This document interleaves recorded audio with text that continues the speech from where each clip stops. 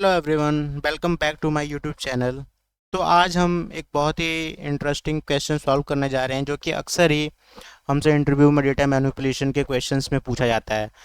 सो आपने ये एसक्यूएल में तो पढ़ा ही होगा कि हम रो नंबर, रैंक और डेंस रैंक, विंडोज़ फंक्शन हम सब चीज़ें यूज़ करते हैं। बट सैस में जब ये सब चीज़ें यूज़ करने का टाइम आता है तो हम कंफ्यूज हो जाते हैं, बिकॉज सैस में हमारे पास ऐसे कोई फंक्शंस ही नहीं है जिसके थ्रू हम रो नंबर और डेंस रैंक को क्रिएट कर सकें।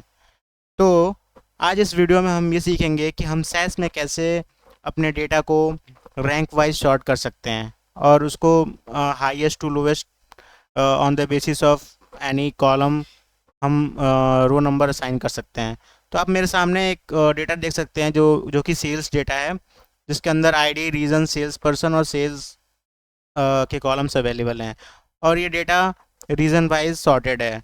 सो आप देख सकते हैं कि फॉर ईच रीजन इसमें 4 पर्सन हैं जिन्होंने अपने अपने सेल्स किए हुए हैं। फॉर वेस्ट वेस्ट रीजन भी हमारे पास 4 सेल्स पर्सन है, और नॉर्थ रीजन भी हमारे पास 4 सेल्स पर्सन है।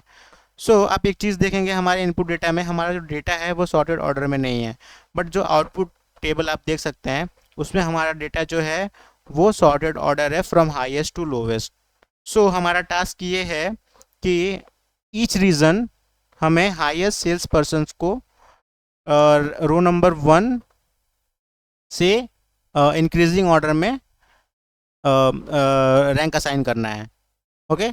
सो आप देख सकते हैं कि बॉब के पास हाईएस्ट सेल्स हैं तो उसको हमने रो नंबर 1 असाइन किया है, और एलिस के पास भी इक्वली हैं बॉब के, तो हमने उसे 2 रो नंबर असाइन किया है, क्योंकि हमारा जो रो नंबर का फंक्शन है वो ऐसे ही काम करता है। ओके। तो आइए चलते हैं हमारे सैस स्टूडियो पे और देखते हैं कि हम कैसे ये रो नंबर कॉलम क्रिएट करेंगे। तो मैंने ऑलरेडी अपना इनपुट डेटा सेट क्रिएट कर रखा है, आप मेरे स्क्रीन पे देख सकते हैं।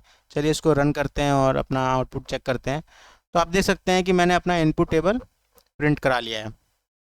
नाउ एक चीज़ आपने नोटिस किया होगा कि हमारा जो डेटा है वो सॉर्टेड ऑर्डर में नहीं है, हमें इसको डिसेंडिंग ऑर्डर में सॉर्ट करना है। तो सबसे पहले हम क्या करेंगे, हम सबसे पहले प्रॉक सॉर्ट का यूज़ करेंगे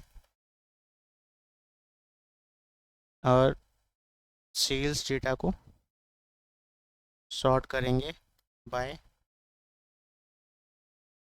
रीज़न एंड सेल्स।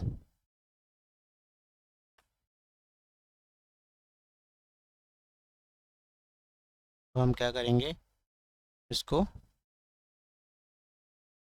रन करेंगे। ओके।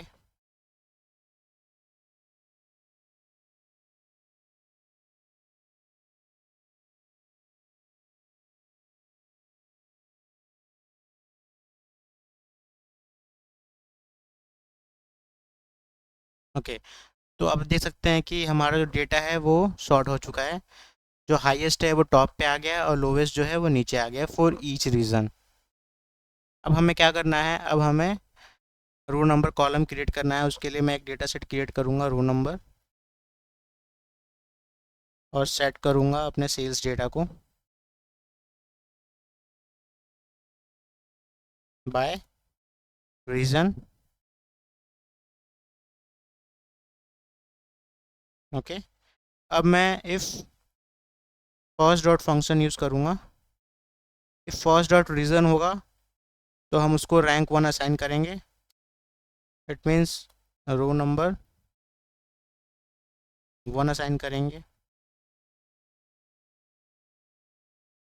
Equals to 1। इसके लिए मुझे रिटेन फंक्शन यूज़ करना पड़ेगा।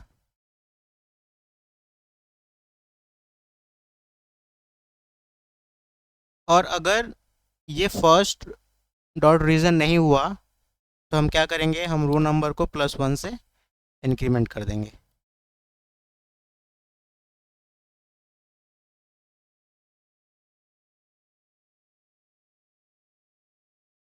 इसको मैं प्रिंट करा लेता हूँ ताकि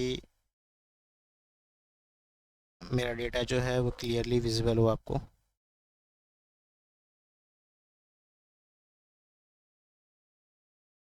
चलिए इसको रन करके देखते हैं। Okay. Now you can see मेरे स्क्रीन पे, for each data I have a row number on the basis of reason. For each reason, you can see the highest salesperson Bob has the row number 1 and the lowest person has the row number 4. Same goes for north and west. तो इस तरीके से हम अपना row number SAS में assign कर सकते हैं, same like SQL. Okay, so you can check here and please like, share and subscribe my YouTube channel so I can upload more videos like that.